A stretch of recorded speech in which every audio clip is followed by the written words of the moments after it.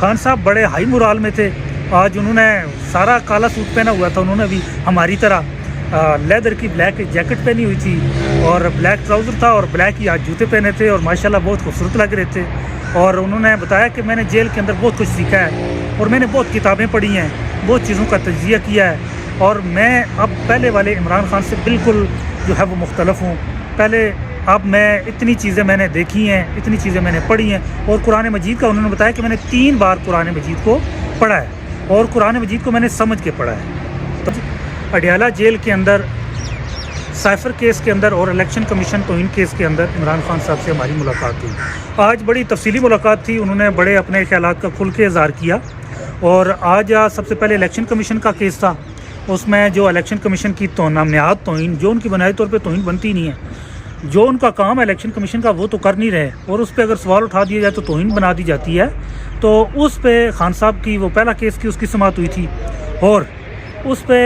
خان صاحب نے سب سے پہلے جیسے ہی آئے انہوں نے سب سے پہلے آتے ہی کشمیر کا پوچھا کہ کشمیر کے اوپر کیا میرا بیان جاری کر دیا گیا, تو ان کو بتایا گیا کہ وہ جاری کر دیا گیا. پھر اس کے بعد افغان مہاجرین کے حوالے سے انہوں نے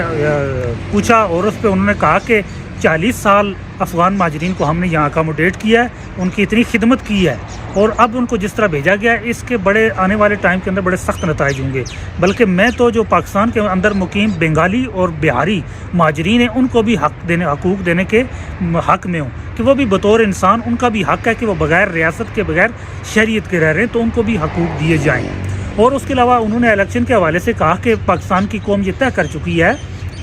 کہ وہ الیکشن کے اندر اپنا فیصلہ کرے گی, اپنے شعور کا فیصلہ کرے گی. اور دوسرا انہوں نے یہ کہا کہ دہشت گردی کا ہم نے ڈیرہ اسماعیل خان کے اندر دہشت گردی کو میاں والی کے اندر جو واقعہ ہوا اس کا بتایا, تو اس پہ اوپر انہوں نے کہا کہ میری حکومت رہی ہے, کوئی دہشت گردی کا واقعہ نہیں ہوا, بلکہ میری حکومت کے جانے کے 7-8 مہینے بعد تک بھی کوئی واقعہ نہیں ہوا. تو یہ ان کی ایسی پالیسیاں ہیں کہ جس کی وجہ سے ایسے حالات پیدا ہو چکے ہیں. تو انہوں نے ہمیں بھی کہا ہے کہ آپ بھی جو ہے وہ قوم تک یہ پیغام پہنچائیں کہ قوم اپنے موقف پہ اپنے حق کے لیے ڈٹ کے کھڑی ہو.